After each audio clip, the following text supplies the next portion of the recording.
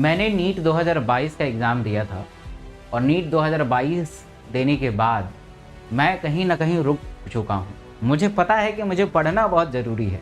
मुझे ये भी पता है कि अगर हम नहीं पढ़ेंगे तो हमारा सिलेक्शन 2023 में भी नहीं होगा। बट कहीं ना कहीं ऐसा ठहराव आ गया है कि उससे आगे हम बढ़ ही नहीं पा रहे। ये हम सोच नहीं पा रहे हैं कि हमें स्टार्ट कैसे करना है।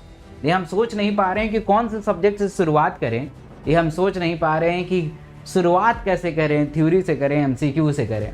तो ये वीडियो आपके लिए बनी है कि अगर आप की तैयारी कहीं एक जगह थम गई है और आप जीरो लेवल से तैयारी करना चाहते हैं, एक नया स्टार्ट करना चाहते हैं, एक फ्रेश स्टार्ट करना चाहते हैं, तो मेरा दावा है इस वीडियो को देखने के बाद आपकी तैयारी जो रुकी हुई है वो चल पड़ेगी और इतनी रफ्तार पकड़ लेगी कि 2023 में आपका सिलेक्शन निश्चित हो जाएगा।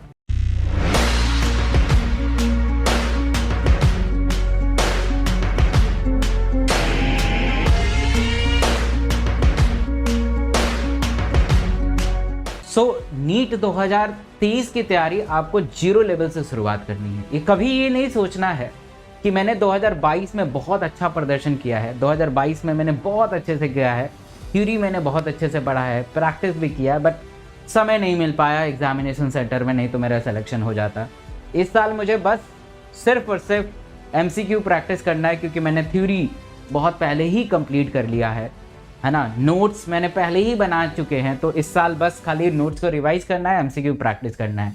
अगर ये थॉट आपके दिमाग में है तो आप गलत सोच रहे हैं, क्योंकि आपकी तैयारी बिल्कुल फ्रेश होनी चाहिए। फ्रेश इन द सेंस कि जैसे 2023 में पहली दफ़ा कोई ड्रॉप लेता है वैसे ही आपको करना चाहिए, वैसे ही जोश जुनून होना चाहिए। तो भले ही आप नोट्स मत बनाइए क्योंकि नोट्स आपने बनाया हुआ है, बट थ्योरी को पढ़ना है। बिना थ्योरी पढ़े हुए आप एमसीक्यू मत ट्राई करिए।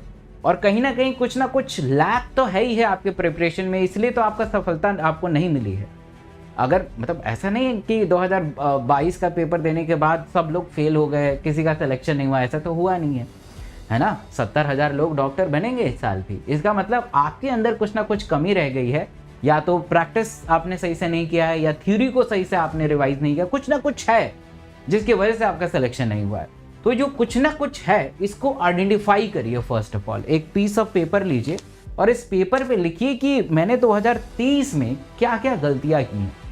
क्या थ्योरी को सिर्फ न्यूज़पेपर पढ़ समझ के मल्टीपल टाइम पढ़ लिया, उसको समझा नहीं, बस मैंने रट लिया, मगअप किया, और वहाँ पे जब मैं गया पेपर देने तो वहाँ पे क्वेश्चन कंसेप्चुअल बेस पे आ गए। Assertion reason is so much conceptual basis question होते हैं। असर्शन रीजन वही कर सकता है जिसका कंसेप्ट बहुत स्ट्रांग हो। स्टेटमेंट वाइज क्वेश्चन वही कर सकता है जो कंसेप्ट ओरिएंटेड हो। तो आपने बस न्यूज़पेपर की तरह मगअप किया है, रटा है, और वहाँ पे कंसेप्चुअल क्वेश्चन से अगर आप टकरा गए तो ऑब्वियस आपका सिलेक्शन नहीं होगा। तो ऐसी क्या गलतियाँ हैं उसको फाइंड आउट करना बहुत ज़रूरी है। जब तक आप फाइंड आउट नहीं करेंगे तो आप फिर से 2023 में वही चीज़ दोहराएंगे। तो प्लीज़ ऐसा बिल्कुल मत दोहराइए। अगर आप उस चीज़ को दोहराएंगे तो काम नहीं होगा, फिर 2023 में वही परिणाम होगा जो 2022 में हुआ है। इसलिए सबसे पहले अपनी गलतियों को लिखिए और शुरुआत धीरे धीरे करिए। एक छोटे से एग्जाम्पल से समझते हैं। अगर मैं आपसे कहूँ कि आज आपको 2 किलोमीटर दौड़ना है और 2 किलोमीटर दौड़ के आओगे तो मैं 1000 रुपये का प्राइस दूंगा। आप दौड़ेंगे, 1 किलोमीटर दौड़ने के बाद आप हार जाएंगे, कहेंगे छोड़ो ना, 1000 रुपये क्या है ना, 1000 रुपये नहीं है कुछ, क्योंकि आप कर ही नहीं पा रहे हैं, आपने गोल को कंप्लीट नहीं किया। वही मैं कहूँ कि यार आपको ना सिर्फ और सिर्फ 4 मिनट दौड़ना है, सिर्फ और सिर्फ 4 मिनट दौड़ना और 1000 रुपये ले लो। आप आराम से 4 मिनट दौड़ लोगे, कैसे नहीं कैसे करके दौड़ ही लोगे। कहने का अर्थ ये है कि अगर हम अपनी शुरुआत एक छोटे से करते हैं तो हम धीरे धीरे अपने टारगेट को अचीव कर पाएंगे। लंबा टारगेट मत बनाइए। तो कोशिश करिए कि आप कुछ, मैं मान के चलता हूं कि आप कुछ नहीं पढ़ रहे, कुछ नहीं, नथिंग। तो आज इस वीडियो को देखने के बाद सिर्फ 2 घंटा पढ़ाई कीजिए, सिर्फ 2 घंटा, जिसमें जो भी आपको बहुत अच्छा लगे, जिसमें बहुत ज़्यादा एटीपी खर्च ना होना पड़े, है ना, जिसे पढ़ के मज़ा आए, वही चीज़ पढ़िए। मुझे पता है कि बायो पढ़ेंगे या केमिस्ट्री पढ़ेंगे, फिजिक्स तो छूएंगे, कोई बात नहीं, यही चीज़ करिए। आज 2 घंटा करिए, कल भी 2 घंटा पढ़िए, परसों भी 2 घंटा पढ़िए, और उसके बाद उसमें आधा घंटा और जोड़िए। फिर 2 दिन 3 दिन 2.5 घंटा पढ़िए, फिर उसके बाद उसमें आधा घंटा और जोड़िए। देखते देखते आप 15 दिन में आप कम से कम 5 से 6 घंटा पढ़ने लगेंगे, और देखते ही देखते 30 दिन में आप 10 घंटा पढ़ने लगेंगे, और आपकी रफ्तार बिल्कुल उन लोगों से मैच करने लगेगी जो बड़े बड़े इंस्टीट्यूट में जाके पढ़ाई करते हैं। तो धीरे धीरे आपको शुरुआत करनी पड़ेगी। ऐसे नहीं कि मतलब अचानक से 10 घंटा पढ़ लिए, दूसरे दिन आपने पढ़ा नहीं, तो जो 10 घंटा आपने पढ़ा है वो टोटली वेस्ट हो जाएगा। इसलिए शुरुआत बिल्कुल धीरे धीरे करिए और एक स्पीड पकड़ लीजिए, और ये ध्यान रखिए कि आपको रेगुलरिटी फॉलो करना है। ऐसा नहीं कि आज आपने पढ़ लिया कल नहीं पढ़ा, फिर आज जो आपने पढ़ा वो टोटली वेस्ट हो जाएगा। इसलिए रेगुलर रहिए, भले ही कम पढ़िए, 5 घंटा पढ़िए, 6 घंटा पढ़िए, कोई प्रॉब्लम नहीं है, बट उस 5 घंटे को मेंटेन करना है। बर्थडे हो, एनिवर्सरी हो, भूकंप आए, कोरोना हो, कोई फर्क नहीं पड़ता, आपको 5 घंटा पढ़ना है तो पढ़ना है।